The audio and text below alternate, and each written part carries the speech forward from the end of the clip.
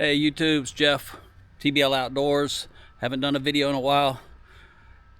Kind of updated my setup a good bit since the last time I did a Outback setup.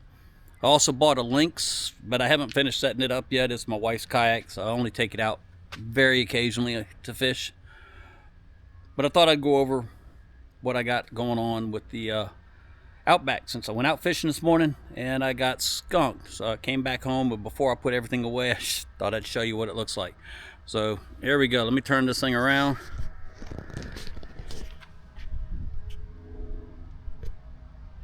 All right, so first, I have a trailer now. Again, this was it's a load right. It was a personal watercraft trailer, and when I first started using it, I'll tell you about the bunks in a minute, it wasn't long enough to get deep enough in the water on some of the ramps I used.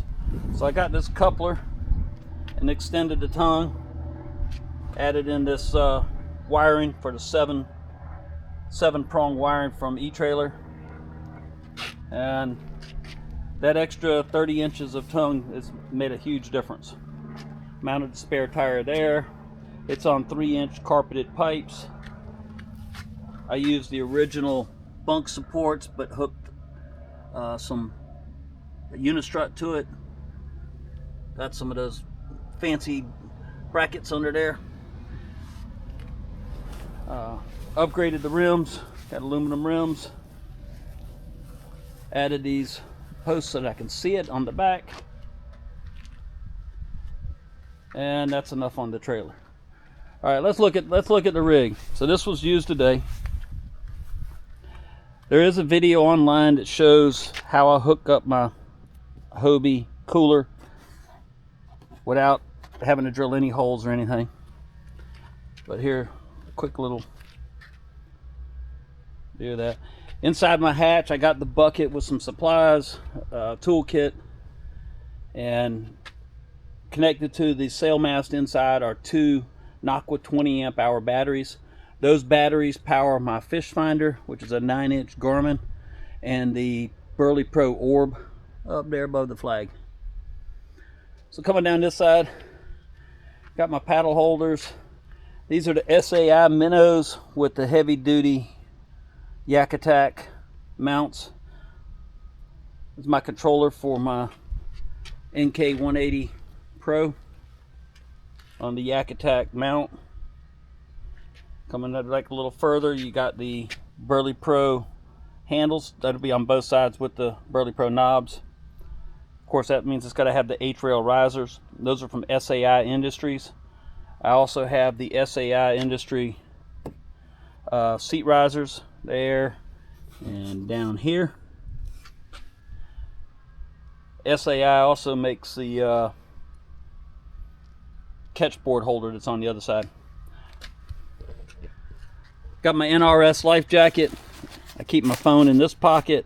I got my marine radio here, a knife there, and inside here is a little Bluetooth speaker, JBL speaker. And to make your ride really comfortable during the day, gotta have your kayak cushions. Okay, coming back a little further, got my Hobie rod holders that go into these rear mounts. Got the Yak Attack rod holders, and I can move those up to here for trolling. Behind the seat, got the Hobie bag.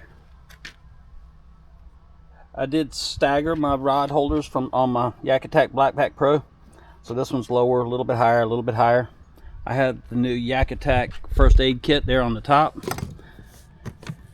Inside here, so it holds fiddlers. It's a little 3-gallon office bucket from Walmart. Costs about $4. To keep it the right height, just use that piece of foam. There's my Newport battery. A lot of people are asking how I did that. That's the Newport battery, 24 volt, 50 amp hour. I'll show you where that comes out. That comes out right here to the Yak Attack holder. I use this accessory to hold all the wires up and out of the way. Here's my reverse cable for the motor, and a cleat to lock it in, and you'll follow it back. Reverse, the green one raises your motor up and down. I have the steering connected to this, and it connects right here. Seems to work well. There is a learning curve to it though.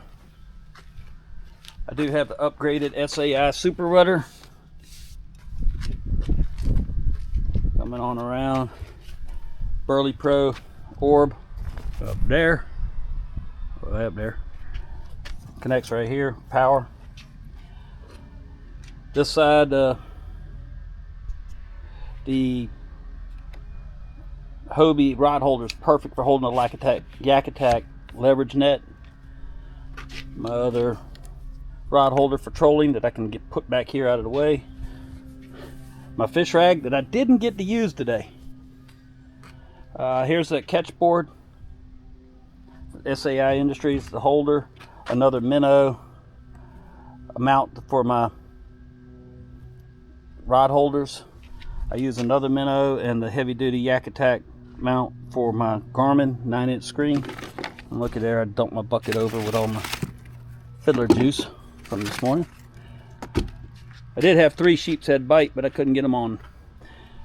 This is a little mount I found on Amazon for my camera. So it's pretty nice because I can sit back in my seat and I can use audio commands or to tell it to take a picture or to start taking a video or stop, and works out really well for me.